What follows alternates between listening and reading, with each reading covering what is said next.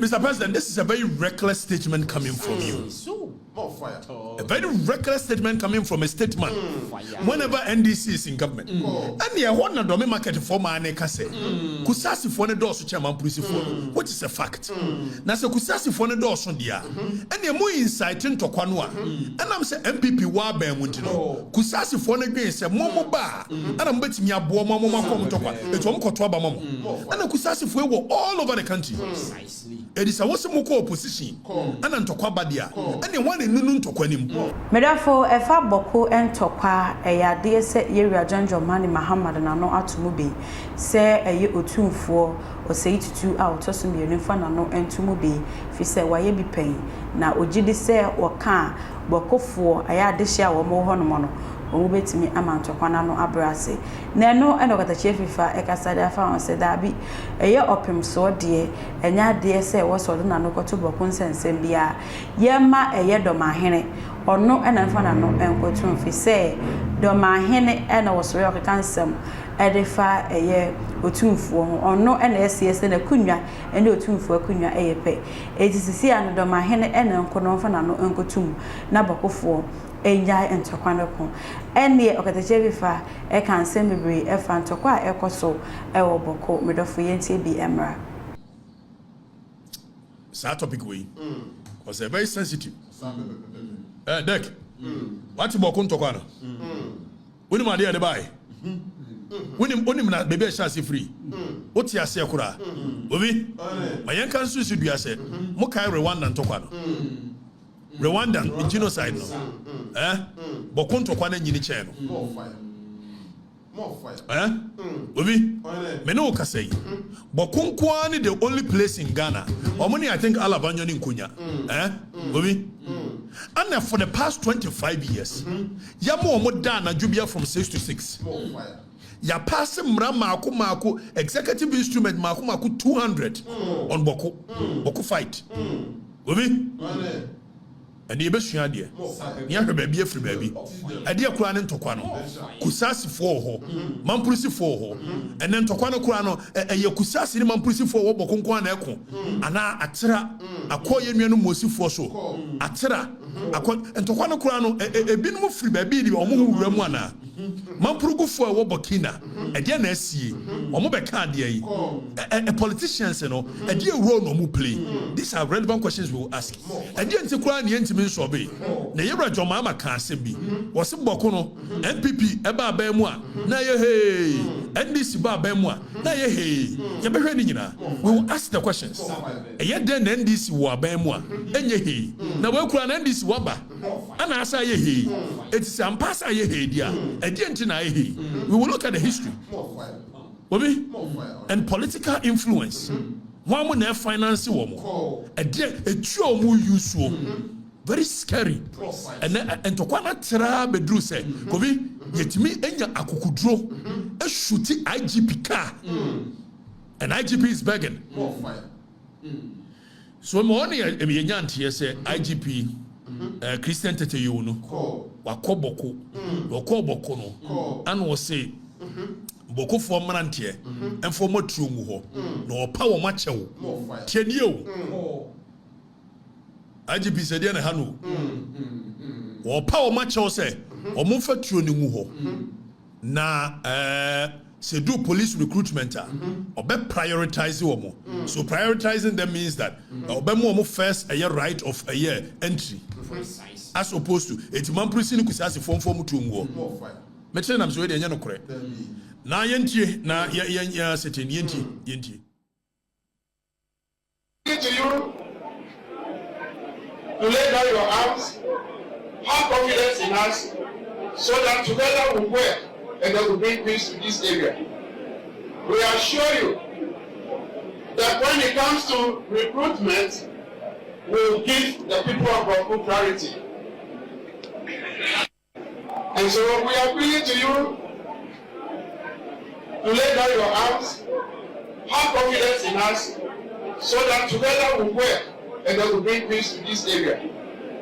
We assure you that when it comes to recruitment, we will give the people of Boko clarity. Okay, Govi, Okatakyie, I was I feel all of a sudden IGP aba. Also one cancer. You video no so one cancer. And I was like IGP. Christian Teteunu. When okay, Yentino. To receive the prophecy.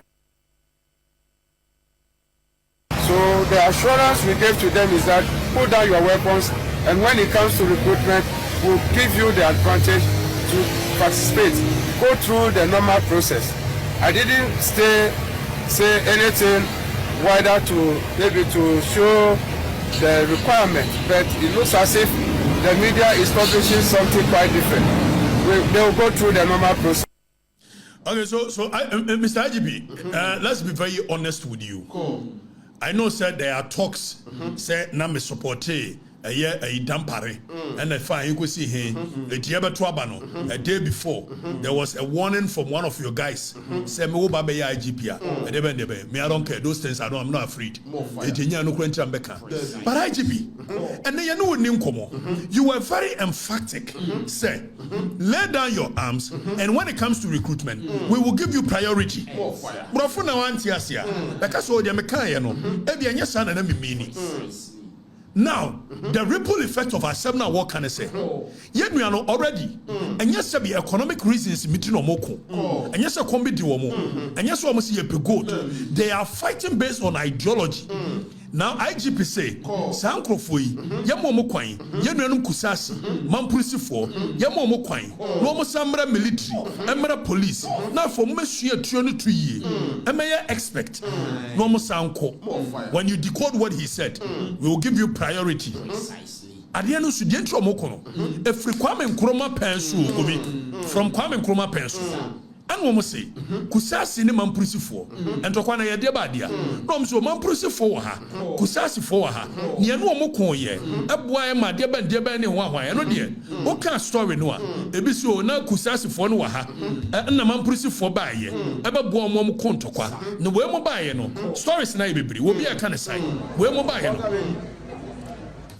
We mo buy no ana on beboa we mo nanso na Kusasi for no need the structure of ahenie no ana man proof for no what the structure of ahenie no enjoy ana akoye say na afa say na yesi Kwame Nkrumah nso abrofu yi sakobi anyama abrofu yi be ye o wo mo buy na divide and rule wo mo divide Kusasi ni man proof for mo tie asundwe mo boko anuanom ana wo mo divide wo mo ana na abrofu ni one part deal wo mo say oh Kusasi for no complain say ana man proof for no money abrofo ni dealing more and abrofo ni person mo sisinti Kusasi for no do so chairman police they are about 60% of the population ama man police for me about 20 to 30% et why any ade no ana mo say o abrofo ni na gya yes effect o mo divide yenuanom Kusasi ni man police for Kwame Nkrumah nso baye ana wo yes na yenuanom man police for no yesi ni ade dia ene ma me nko hye Kusasi for na chi na menya o mo so support ana o mo flame ya political tensions obi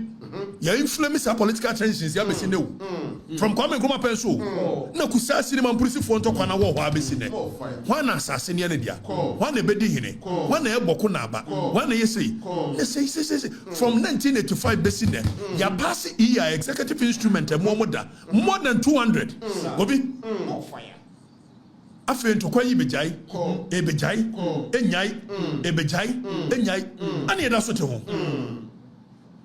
ani ebusa sadai enti to kwa nka wankran yanka political aspect come on solve problem de dara e o kuma say come on solve the only reason o mon solve no if it's a political class no benefit from it and then e behwe Mahama yarga se dai oni ni nua ayi APC yarga Hassan yarga o se dai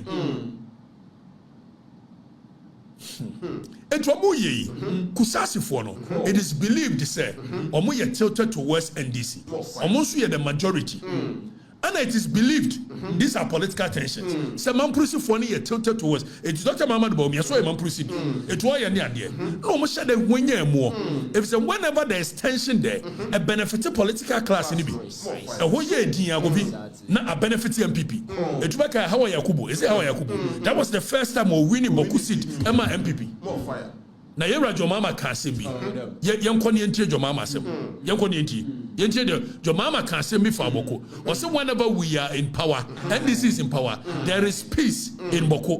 Whenever NDC is in opposition, then there is chaos. Kobi, we shouldn't fight on political lines. Yenji. Time NDC is in government, Boko is at peace. Unfortunately, as soon as NDC leaves government, the Boko crisis flares up again. Anytime NDC is in government, Boko is at peace. Unfortunately, as soon as NDC leaves government, the Boko crisis flares up.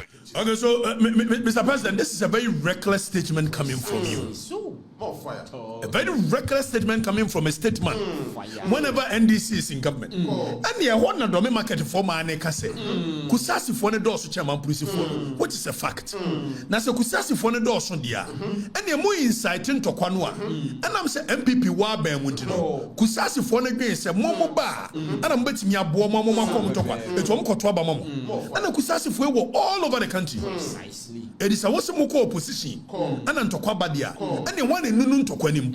If the MPP near this one and to Kwana benefit, so Kusasi Foni and Tilto to West NDC. And the Antoquasi, that's MPP were Bemwa, on back of 12 MPP. And yes, sir, it's Mr. President, whenever NDC is in opposition, then Antoquasi a year. One name Flammy, one a century. You better say questions. And the Meroka say, a movie away from a year communal fight. The thing keeps on extending. Now it is becoming a full-blown war zone. And I mean, okay, Mama Yarga Fee, Omudi Jatum, MP, Obi. It tells you how baby you do know. The people do not even fear a state authority anymore.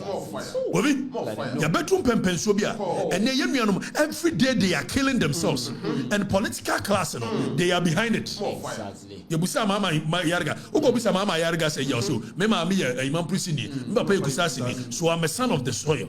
Meanwhile, when Timing Kasaman support Kusasi and support Imam Prisini. But if I'm for tap send and for mouse, so we'll send this here from one and they about my Ghana moon. Tap send every boy yank, I would have a yan so apostle and as a play store no I could download tap send el honum in process or maybe serve more code now about the party TV at the Ashaho. Fiasia fire or transaction I enter she never mono. Yes, not my bonus at the account because for the party via Wabo at the Ashaho. We didn't be him a Yakosia Wajoa. Don't call, but so I share my phone. You share like in a comment or comment section on my crown. Mr. Mankwa, me officer was saying this cabane de any project. As to the be a me officer come near what problem. And I'm Remu. Namonte tap sending can. I know so nedia. Tap send ye easy, fast and secured way. Who bet me a send this free amanone. Aba Ghana bank account and as a mobile money account. Untia transfer fee via. Sir, I will buy anything. Children say one call App Store na Play Store. On download the tap send app no. Or download dia. Ebebu sanso promo code. O ma the pet TV shim. Obenya €5, £5, and answer $10 on his first transfer. And you make kwa friend a catch them. Tabi minyanwe. Esansa tap send at the good news aba. Tap send the giving the customers won't or the tap send wallet aba. I know about anything. So your customer who you cases here. Ubet me a call tap send app no create wallet also. And it's a rate in the costra now the Sikako wallet no. And I say pobet me to susun kakra.